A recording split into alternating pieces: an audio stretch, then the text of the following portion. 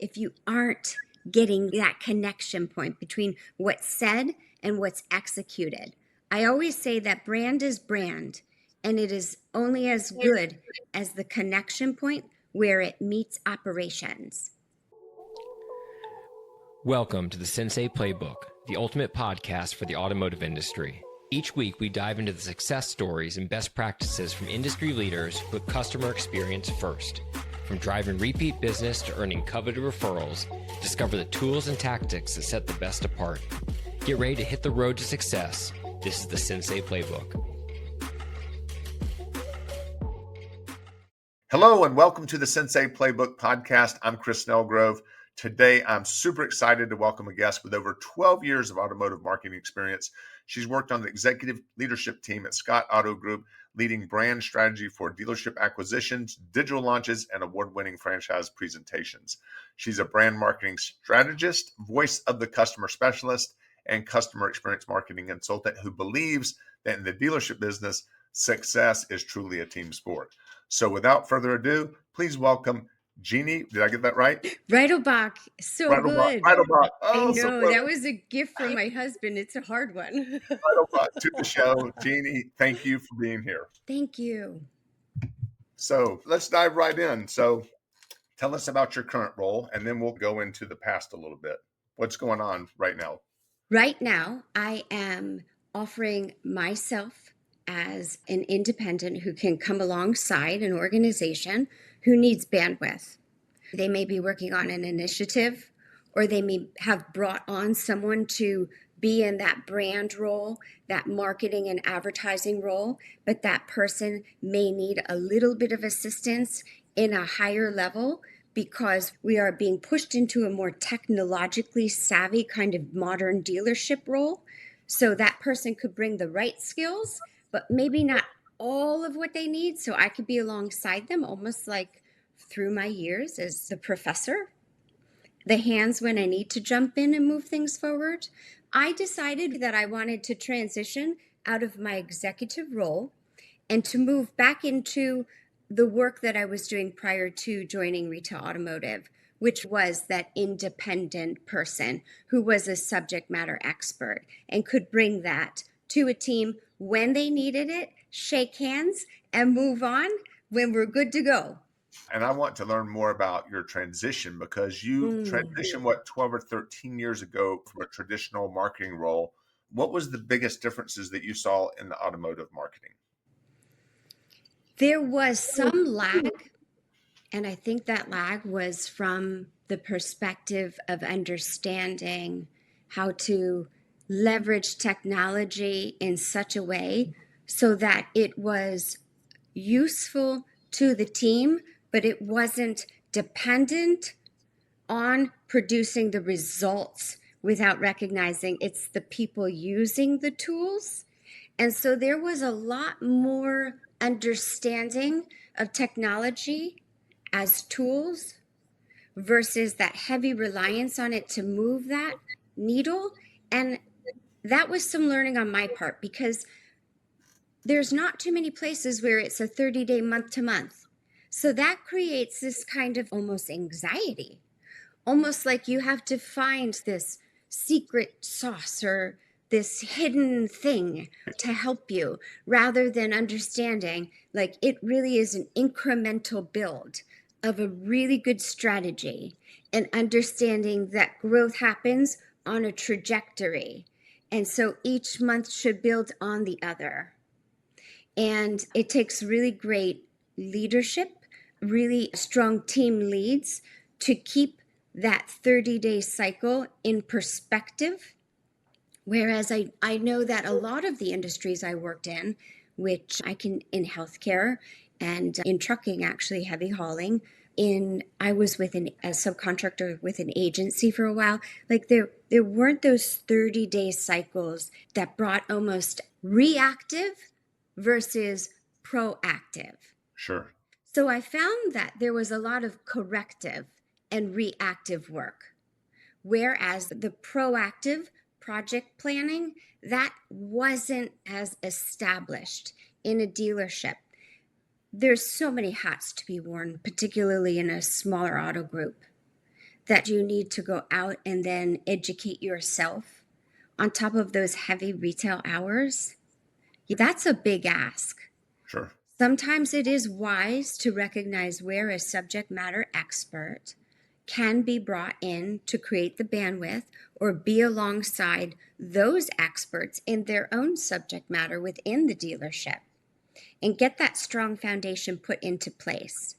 And so that was the opportunity that was presented to me when, at the time, my husband, by the way, works at Scott Auto Group for 25 years. Okay. So actually, I've been in retail auto for 25 years. Okay.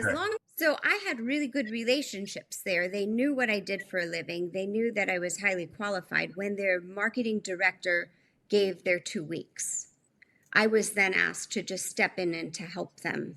So what was supposed to be temporary ended up being 12 delightful, challenging, and sometimes really hard learning years. You certainly knew about how fast-paced the automotive industry was from your husband. But Yes. Once you got into it, were you surprised at that race that began every single month? You described it almost as... Because as a wife, I would pack the kids up even in their onesies and bring dinner and know that he wanted to stay for his teammates at the end of the month, or that he was going in on the one Saturday where he planned to take off, or that we were going to move our family vacation. As the spouse and the family of someone in that heavy, it's an intense retail space, you have to be a true partner. So I always say this, I say the wives or the partners and the family in general, we're the teammates that just aren't found on the team page. Because when he worked bell to bell, I did too. So you were well prepared for it walking in the door. I was well prepared for it, and I was among them enough to understand it. For me, it was energizing, and I wanted to add a little bit of control to some of the chaos. So that was where the excitement came from, and it sure did prove to be exciting.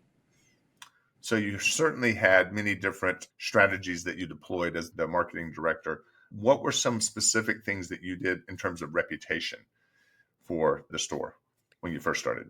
So the first thing I knew that I needed to do for them was to show them through an exercise what was really their market positioning. One of the ways to do that was not just to look at the reports, but also to look at what we learned through reviews, even at that time, was the perception of who we are. So we knew who we wanted to be, we knew who we were, but were we effective at actually putting that out there, delivering on the promise, and then receiving it back as, oh yes, this was exactly like that was promised me. This was thoughtful. This was professional. This was easy. This felt transparent. This felt straightforward. They were helpful. So all those things that you put out there, then how do you really give an analysis of yourself about how you are actually doing, performing what you put out there and knowing it's coming back at you as feedback that says, yes, you're doing it, compared to those who are also trying to do the same, that are within a radius of you, that could really take away your market share if you aren't getting that connection point between what's said and what's executed. I always say that brand is brand, and it is only as good as the connection point where it meets operations. So you were using the reviews as a barometer of how well you were communicating the brand message. As one data point. You have to have multiple data points. Otherwise, your data points can just tell a kind of myopic story. Sure. But it was a big data point. So you have surveys, which, that's done all the time. You have your reviews in multiple different platforms, even 12 years ago. As a matter of fact, one of the things that upset me was that we were not, for as many years as we were in business, how did we have so few reviews? Like, how are we at 123 Google reviews for our headquarters Honda store, whereas some of the other competitors were doing much better?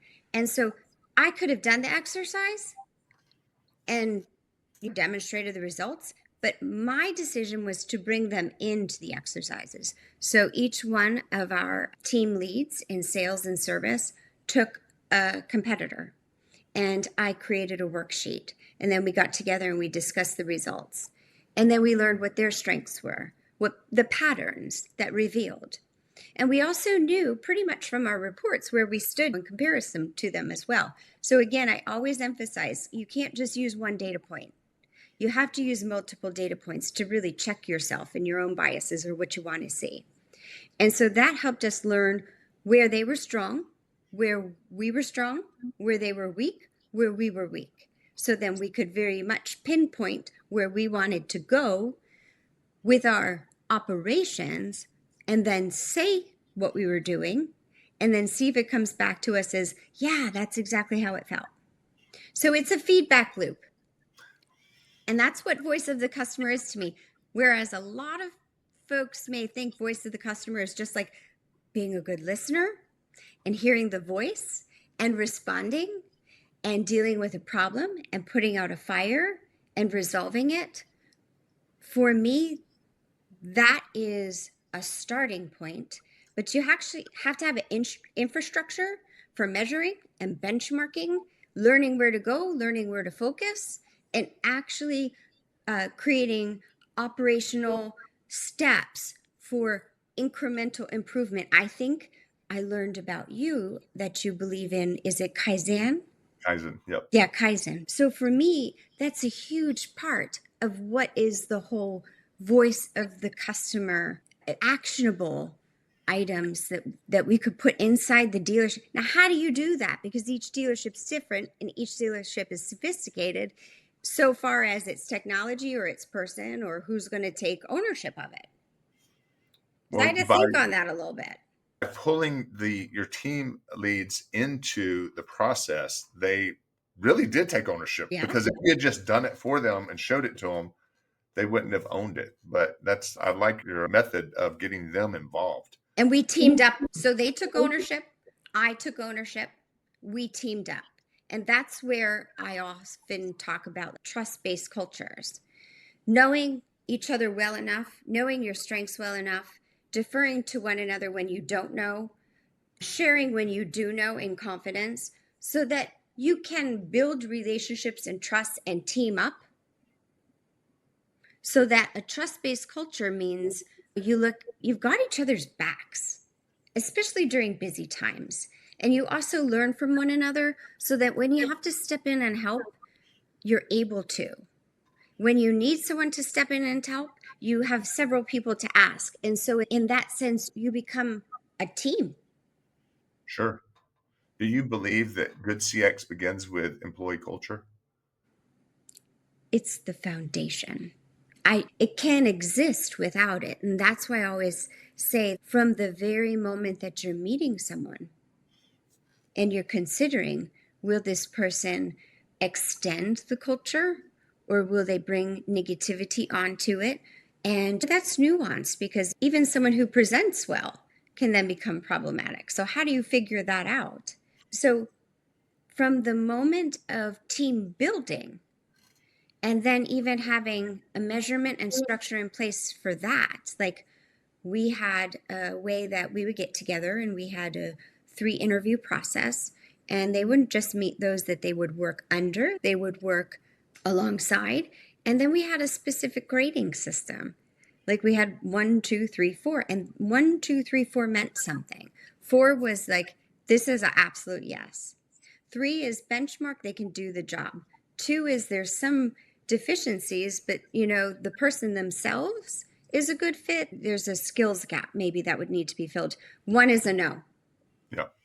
And when you come together and you are each grading people on that, and you're asking different folks in, if a service advisor is being brought onto the team, shouldn't one of the service advisor teammates be able to also meet them for the team to make sure that team energy continues and be able to give one of those 1 through 4 grades from their perspective? Sure. So that is foundation to customer experience, because you and I know this. Turnover and team dynamics literally changes the energy of the room. And when that changes for a customer, particularly in fixed operations, when you're walking into the service drive, you're nervous. Like, you don't want to be spending money on repairs or maintenance costs when these cars are so sophisticated. And yet, so you bring that anxiety along with you.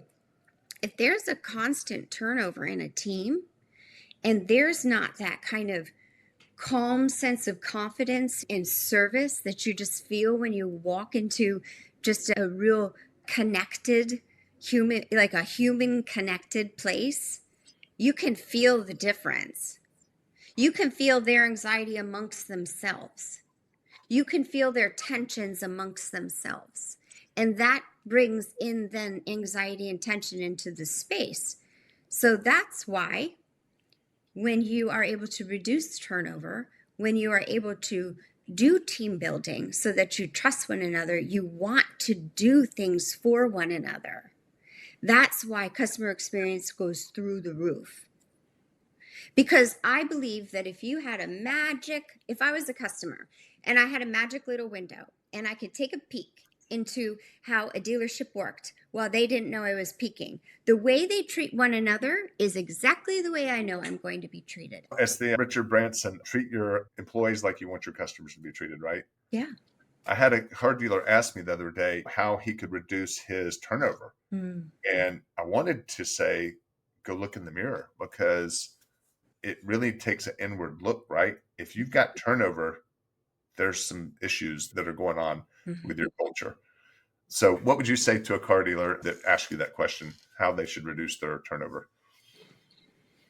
I would say to help the teammates get to know each other. And particularly in an auto group where you have multiple stores at multiple locations. And you would do that by really, I just was talking about this morning, spotlighting the individuals, allowing them to tell their stories, allowing them to be what is a spokesperson for the organization, because they are. Now, your customer is your strongest spokesperson. They're the most believable. In my opinion, your second most believable spokesperson would be your team members. Spokespersons. So I would say in order for him to improve his turnover, that he would start to bring them into the business in a greater degree than maybe their typical role would expect them to perform in a day-to-day. And that would mean ask them to participate in campaigns where we're putting spotlights on our teammates. Make sure that celebrations are shared everywhere on all platforms. Make sure that even the work that they're doing for charities outside of an organization is brought to light within the organization. Make sure that when customers go there, they are so used to seeing faces and names and smiles that we all feel familiar to them. Familiarity is a comfort building strategy. So I'd say, my friend says, inside out the company. Inside out the company. And when he says inside out the company, it's open the curtains and show all those moments, all those extraordinary things that happen between teammates and that happen with customers. How do you figure out the way, whether it's video storytelling, whether it's a picture and a review, and putting that everywhere? How do you highlight those moments so that the people that work there every day feel seen, and they are seen by the community of potential customers, and there's that alignment, and they say, yes, that's where I want to choose to do business. And that's why you and I are pretty crazy about reviews, because this is a really good opportunity to do exactly that. If you don't know where you would go with storytelling, you could simply find a review that, say I'm a service advisor, and I find a review that's written about me by name. So I could make my video about responding to them, putting their spotlight on me, how much it meant to me, and made my day meaningful. And I could do it in a way that is still respective of the necessity to keep their full name private. Sure.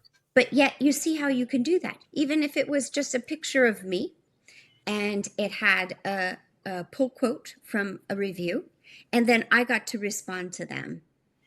I love that idea. Just get them involved. I think the video, though, is so powerful. Yeah. I'm going to borrow that, by the way, if you don't mind. Go for it. Who loves That is awesome. What about conflict resolution? When you had an unhappy customer, responding publicly on a public forum like Google is one thing, but going deeper to recover that customer, what are some good strategies on how to recover someone that might have had a less than perfect experience at the store? I'm going to go there and I'm going to go beyond there. The first step is collecting it. So what we used was when we had a project management system, it was called Asana. What I would do is I would have the alerts come in as emails. So you could take the email and you could email it right to Asana and it could go right into it. So I set up a folder system. So per store, per department.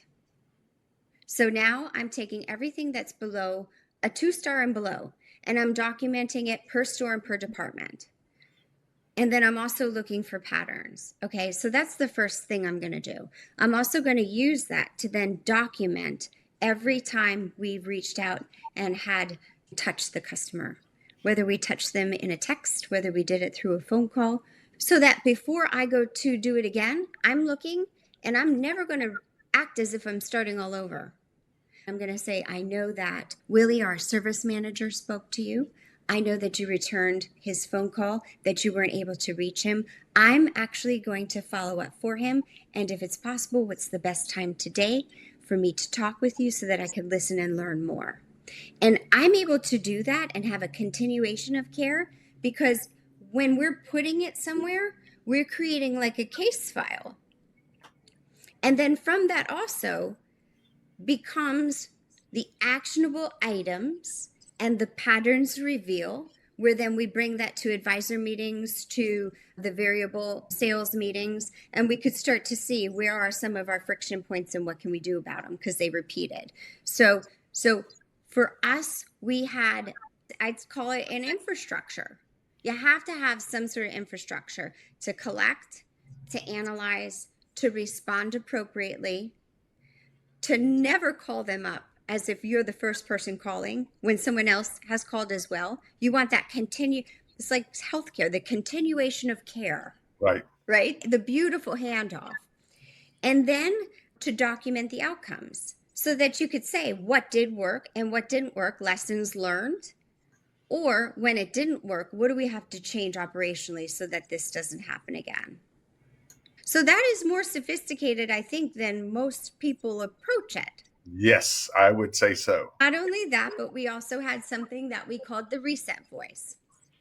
So we had a strategy where we knew that certain personalities didn't always match. That happens with customers. If I missed the mark, perhaps I would know one of my team, because remember, trust-based culture, you team up. One of my teammates that I could say, I didn't de-escalate. I think I wasn't able to hit the mark, or I might have even escalated. I need you to be my reset voice. And so we'd team up with each other. Or one of the performance managers would say, I think I pissed someone off. I made a joke and I tried to be lighthearted. It did not go over well. Could reset the conversation for me. And so I jump in as well. So that's another probably good example of teaming up to handle customers.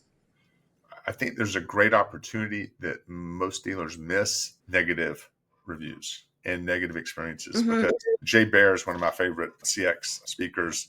In his book, Hug Your Haters, he talks about if you turn someone around and embrace them, just sometimes hear them on what went wrong, listen to them, and offer some empathy, that you can recover them. Sometimes it's a bigger ask than that, but he says there's a massive opportunity in that. And some of those detractors can become your biggest advocates. Yes, I've found that, particularly because for the last 3 years, I had, as our dealer principal, traveled quite a bit. He was heavily involved in the industry. And so he had a lot of different things to go to as board member or 20 groups and such. And when they wanted to speak with the owner, I was the one.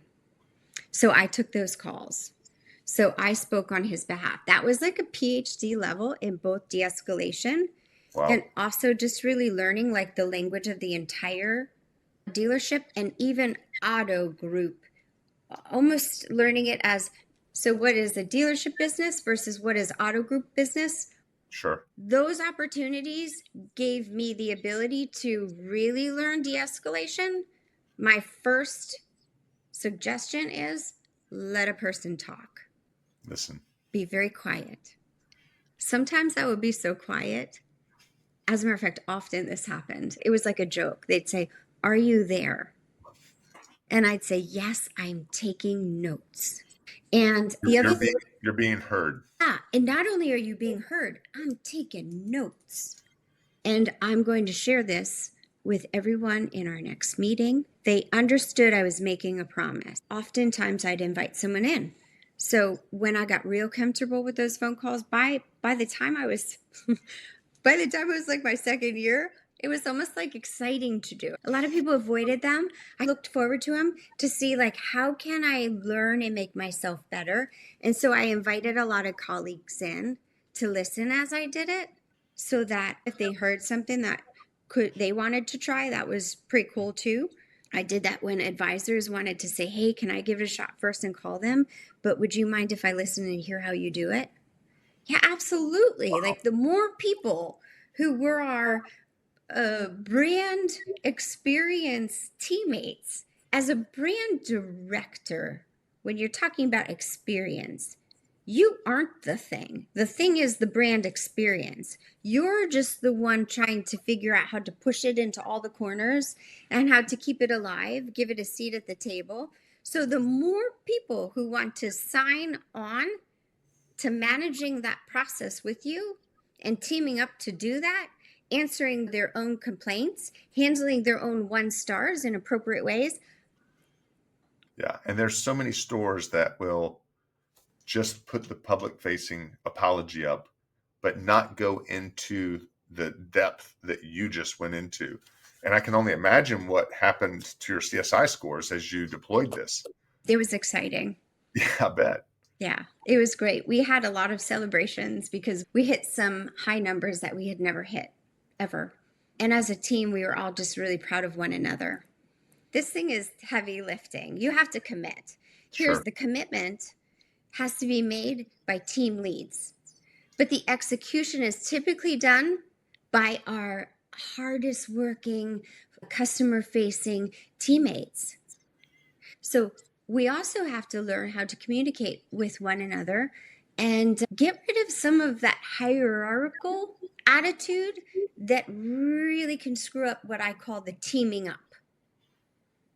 Yeah. It takes the right team to deploy the strategy that you're talking about. If the management team, leadership team isn't bought into what you're describing, it doesn't work. I used to always say my goal is to reduce marketing dollars. I don't want to pay for advertising. Word of mouth. Yeah, this is what I want to do. Have your customers promote your business. Yeah, I'm sure, because the way that in a typical dealership their pay structure would be, that would benefit them. Sure. So like you also have to use those, I learned it's healthy. I used to hate the word politics. And then I learned they're healthy politics. But there is healthy politics. And that means figuring out what is the win. What is the third alternative to a win-lose? So when I recognized and shared with them, hey, if you guys could do some of this heavy lifting with me, let's try to take our budgets down for the paid search. Let's A/B test and turn this off for a couple months. Let's see if it's really making a difference. Because I also, while I was there, brought all of our Google paid advertising in-house. So I did that as a practitioner because I had done that for years. So that's another thing that was easy to do because, again, your brand experience also informs your market strategies and your advertising campaigns. And that also helps you save money. Sure. Wow. That's awesome. I'm loving the strategies that you're sharing. They're brilliant. We went one step further and we used Dealer On for the years that I was there. Dealer On was our partner. They invited me to be part of their customer advisory committee. And they had us come to them and demonstrate where we had some friction and talk about some of our wants, and they acted upon it too. Wow. And so when it came to even advertising campaigns where you wanted it to land, having instant access and being able to create those landing pages myself and having trust with them was amazing. So I didn't have to put a ticket in. I could get access, go in and do what I needed to do. And that could include things like pull quotes and reviews and all of those other things, so that I could give a really nice experience once they went from a well-branded, and it wasn't deals oriented, right? It talked about their experience, what they would experience. And then they'd come to a web page that would offer them the opportunity to see transparently what they were going to be shopping as far as inventory. And then they would see why they should do business with us. And then they'd also see words from other people who did business with us. So that was a benefit. How did you communicate trust on those landing pages using the voice of the customer? So we really talked about thoughtful and professional as our two guiding lights. And we would take reviews where those words came back at us, and we would put them on the landing page. Nice. Yeah. Yeah. I think too often dealers do not go deep enough on the review request. If you look at a lot of reviews, they're very vanilla, in my opinion. Oh, they did a great job. John did a wonderful job. But we like to, in our training, get the team members involved to solicit the why. If you can get customers to explain the why they chose that dealership, why they did business with them, there's gold there. And you know how you do that real simply? You give them a moment. That's my big thing. That's what I'm all about, creating moments. I talk about all the moments that are created in a dealership. There's so many opportunities to create a moment. When you give a person a moment, they want to tell the story about the moment. They want to use a name. They want to say why it really struck them as different. And then they want to say, yeah, that was thoughtful. That was professional. I didn't expect that. Again, it comes down to who you choose to be on your team. Are they capable of that human connection and creating moments? Yes. And Jay Baird talks about that in Trust Talk Triggers. He said, don't expect people to have conversations about your company for doing the expected. And I believe the same is true. Don't expect people to leave you a review for doing the expected. You have to do something above and beyond, something memorable. When you create a memorable experience for a customer, they're happy to write you a review. But every company expects you to write them a review because you did business with them. And we've got to do better. Everyone's asking for reviews. I want to ask you about video testimonials because most dealers don't have them. They're hard to get. There's no disputing that. Were y'all able to get video testimonials from your customers? There were certain salespersons who could do it. Okay. Now in fixed, that is moving along. That's like a logistics game and it's loud. So I'd have to say no. But there were certain salespersons, certain men and women who just had the right way of connecting so that ask could be received. And that person, in gratitude for the moment of their exciting car purchase, wanted to do it. And that's why I keep coming back to this. Learn to create the moment. You inherently produce gratitude. And when a human being's in gratitude, they're typically generous. Yeah. And you have to make people feel comfortable. Like you stick a camera on those people, they instantly get nervous. It's not natural. Yeah. So we don't advocate sticking a camera in someone's face and going, hey, Jeannie, I need you to open up with your name, the name of the store, what you like best about the experience, and mention my name at some point. Go. Because that's too much.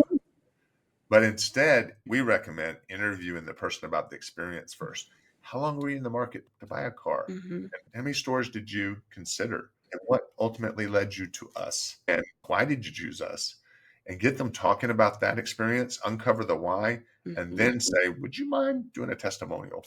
And or who's the first person you're going to go drive to now? What's the first thing you're going to do? Where are you going now with this new adventure vehicle? Right. Yeah, the trick is storytelling.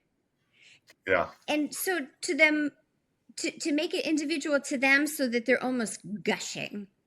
They can't help themselves. It's skills training, though, isn't it? Yes, absolutely. I think it is a trainable skill. Without the training, it's very difficult to get. But I love what you just said, because it's about raising that customer's energy. And if you raise their energy, they're more likely to get in front of that camera. How do you do the skills training? We go on site. Okay. Yes, we go on site. And we really work with the team. We share the benefit of getting your customers to promote your business, your experience. And we really sell them on the fact that if you do a great job, it always starts with the customer experience. If you don't do that part right, forget about getting a testimonial. So you better be executing a memorable customer experience that delights the customer. First step in the process is delight. And then once you've delighted the customer and helped them get the car, you can ask them for a testimonial. But again, it's that way you ask them, get them excited about the vehicle, and then shift into maybe interviewing them instead of asking them to perform in front of the camera. I like the interview process, getting in front of the camera and just asking them a few questions. That way they only have to answer. But getting them to share that on their social media. If you do a good job and they like the interview, then they're very likely to share that video testimonial with their friends and family. And when they do, who are they exposing? Who are they marketing for? That salesperson. Big memory to purchase a vehicle. It is a very big moment to feel helpless also if something goes wrong with it, and to go into a service drive and to have someone solve your problem. Like I always say, what happens in a dealership is so meaningful because cars make people's lives work. Yes. And sometimes car salesmen, because they're around, and I used to sell cars, if you're around them all day, you forget how exciting of a time it is for that customer. So you got to make sure you raise your energy as they're excited about the purchase. Yeah, and learn what it is about this particular one that's special, because there's a purchase I made when I wanted to celebrate myself, and I sent the first one off to college and everyone's older. I don't need that SUV now.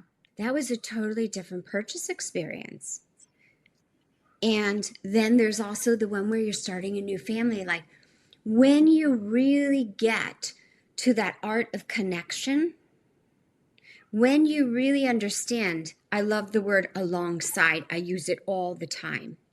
Whether I'm working with someone, whether I'm presenting, whether I am selling, I am alongside. And so you get to be alongside that person as they're moving through the decision-making process for something very big in their lives. That's a privilege. If you do it right, again, it produces an extraordinary amount of gratitude, which is gratitude is a high motivator. Yeah, you're aligning with them. Yeah. You're not across from them. I love that. Apple does that, right? They even stand next to you at the counter. They're not sitting, they're standing right next to you. I learned that's for a reason. Yeah. Don't put them at a desk soon. Nobody knows marketing better than Apple. Yeah. So where do you see the industry heading in the next 5 years? It's a wild journey. And I think that's because of the shift for digital reach. As we're coming into understanding that discovering where you're going to go has changed, and the way that you go about searching has changed, and how a company can present themselves is changed, because large language model with the help of other technology that can grab fresh content and bring it into the AI summary is really giving the consumers the opportunity to really skip a lot of work and get to where they want to go quickly.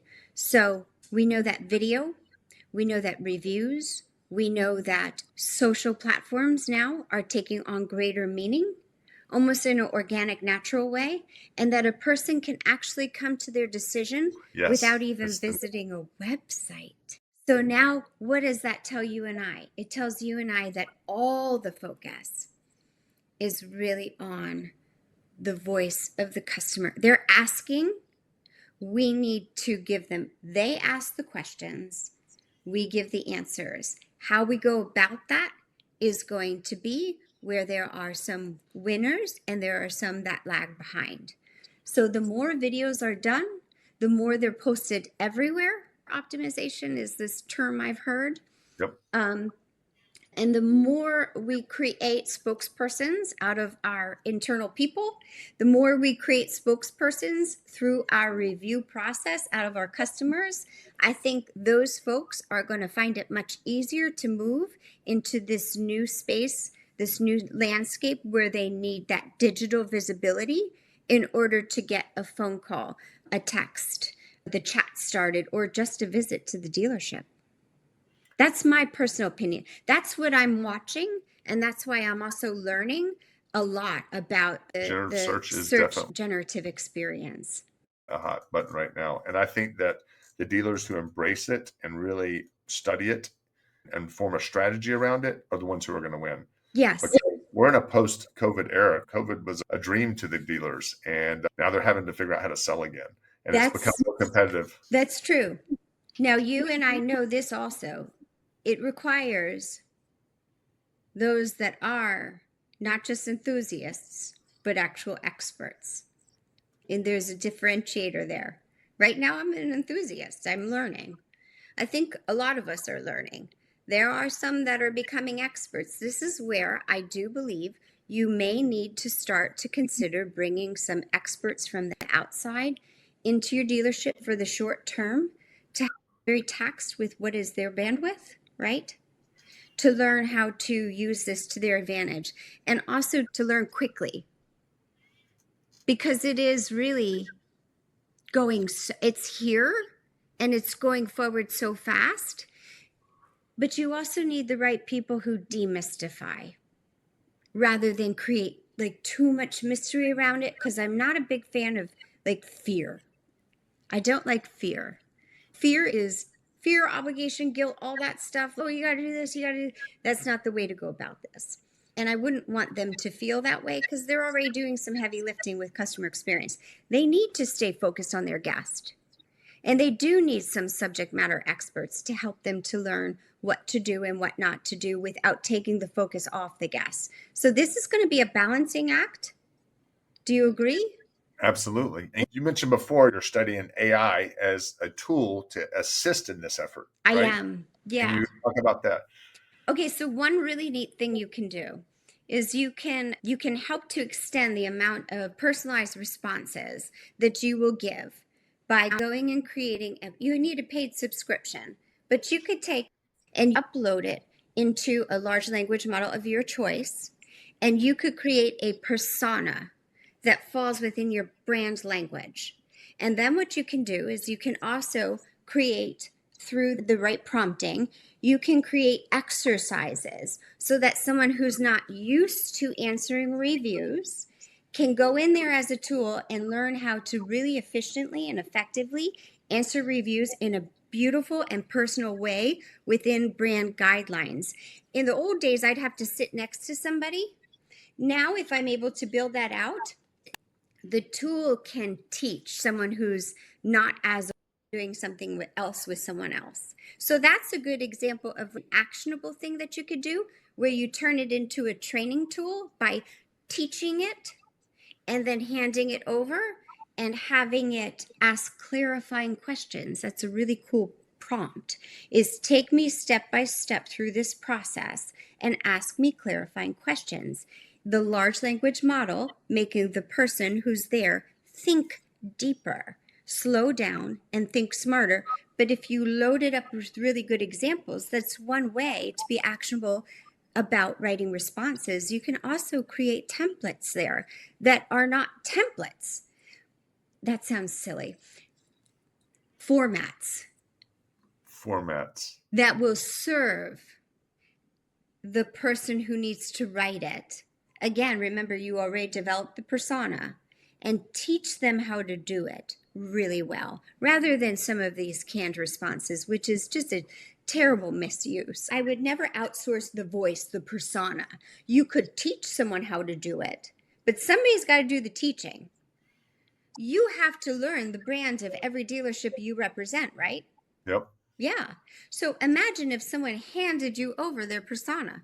That's brilliant. What's your language? So Your large in our language. family, Gemini is Uh-huh.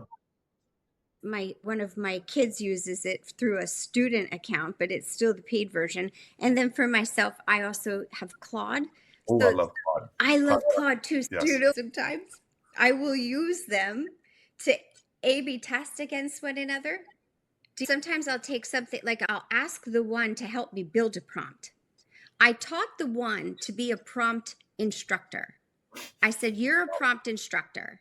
You ask me the questions as I'm writing prompts to help me learn to engineer prompts better. And then as I get better at it, I take that prompt and I'll use it in Claude to do the task I know I need to do. See how it's super fun. I'm a little geeky. That is cool. That is really interesting. Yeah. Very cool. And there's a lot of applications for turning it into a teammate, rather than eliminating a person. I don't see it that way. I say turn it into a teammate that makes us all more efficient first. Sure. That's really where we need to be, because the magic's in the human to human connection.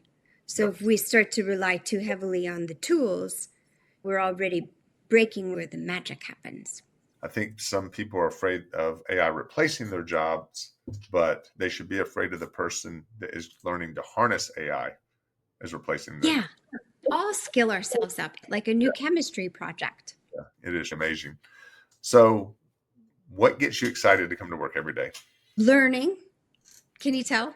I really enjoy teaching young marketers some of the things that I've learned the hard way so that they can avoid that. I really like to be part of think tanks with teams. That's why I think I really enjoy being involved in project work where I'm not at a place for a long term, where I go in, I serve a need they have, I help them, and then I get to move on to the next thing. And again, as I explained to you earlier, I'm learning AI.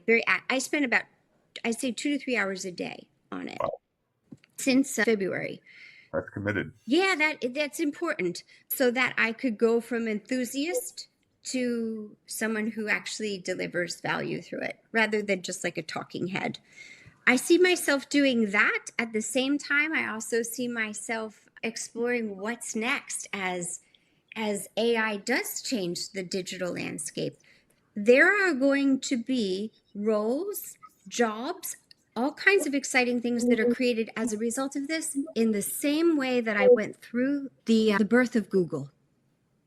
And then the birth of remember when it was AdWords? Okay. And then Google Plus, which became Google Profile now. As then, in my experience, technology taking away the need for humans, it created really unique opportunities for cool roles. Yeah. I want to be positive and see it in that way and say to people, keep learning, start learning. If you're not, just go for it, jump in, because there's going to be new things. Don't worry about not having a job so long as you're learning. And so long as you're committed to the right things, and that is really serving the needs of your family by serving an organization well. Nice. I saw a post recently on LinkedIn where you spoke about setting a quarterly review for yourself. You call it benchmarking session. Is that correct? Mm-hmm. Tell me about that. So I knew that a lot of times I will learn what I'm doing well, but not necessarily where I need to grow. So it is important for me to learn on a more regular basis where my focus should be, so long as I'm doing my work, I'm hitting deadlines, I am making things function well, but where can I excel in other areas from a perspective of another person? And so I think if I'm going to be a voice of the customer specialist, I also have to expect that voice of the customer applies to me too when it comes to whomever I'm working for. Because they're my customer, whether I'm an employee or whether I'm an independent subject matter expert, a 1099, whatever. So they're my customer. And so voice of the customer was about me setting a reoccurring time in my phone the alarm goes off. I have questions. I answer the questions. They answer the questions. We bring them together and then we talk about them. Nice. That's my own voice of the customer feedback loop. That's awesome. That's awesome. Love it. So I always ask this question, and I want to know what Jeannie wants to be known for. What do you want to be known for? Creating extraordinary moments. And you know what? A lot of them are small and they're private and they're really meaningful, whether they're in your home with a neighbor, with your child, just at night, whether they're big in an organization, creating moments. But some of my most extraordinary moments, they've even happened with no audience at all, I like to say. Just me even going and pushing through a difficulty, a circumstance, something that you didn't choose, but you have to deal with, and learning how to approach life and be adaptable and really make sure that at the end of it, you know that you fulfilled your purpose. Because that's the job performance review I really want to knock out of the park. That's beautiful. Yeah. That's awesome. So where can listeners connect with you and learn more about your work? I am typically putting out things on LinkedIn. I schedule posts. I try to stay active and part of the community. I use it to engage because I really enjoy engaging in conversation, in differences of opinions. So someone can always find me on LinkedIn and direct message me. And as I'm very willing to hop on a phone and just even take it into a real old-fashioned introduction. I'm all about people. Awesome. We'll include a link to your LinkedIn below. Say it again. We'll include your link to LinkedIn. Oh, it'd be wonderful. Yes. Yes. And I just want to also express my gratitude and just say you are very generous to offer this opportunity to meet you. I love what you're doing. And I'm just really excited for the alignment in what I know is very important so that others can be successful. And I know that's why you do it. I hear that from you. Yeah, I'm so grateful that you shared your experience, your expertise, and your knowledge with us today. Thank you so much. Thank you. All right. Take care. Bye.